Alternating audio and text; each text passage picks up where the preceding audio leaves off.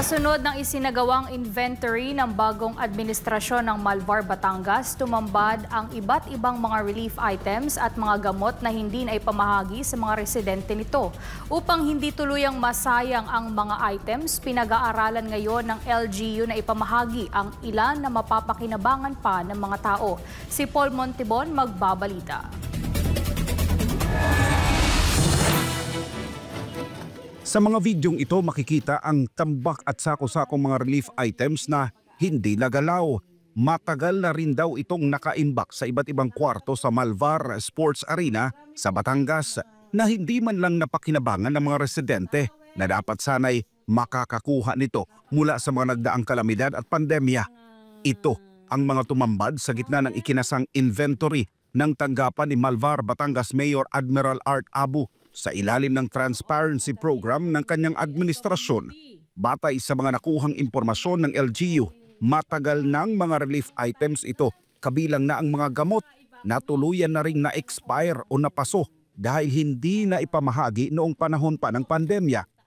Walang turnover, wala kahit ano. Basta it's up to me to discover. At nagdaan ng mga calamity, hindi naman nila pinamigay eh. I was there, a witness ako. Because during the campaign period, actually hindi pa campaign. Yung pwede pa noon, pumagyo, nagbigay ako ng mga relief, nagpakain ako. Pero marami pa lang ganito, bakit hindi naman ipinamigay? Bagay na ikinalungkot din ng alkalde at ni maayos na turnover sa mga ito ay hindi man lang naisagawa. Gayunpaman, dahil sa mga paparating na kalamidad sa bansa, sinisikap ngayon ng LGU na ihiwalay ang mga magagamit pa para sa mga residente, habang nakatakdang sirain naman ang mga expired at sira ng mga kagamitan upang hindi na makapaminsala pa sa kalikasan at kalusugan ng mamamayan nito. Inventory nyo pa for distribution in the event na magkaroon ng disaster. Or yung mga magagamit pa, ipagagamit pa natin.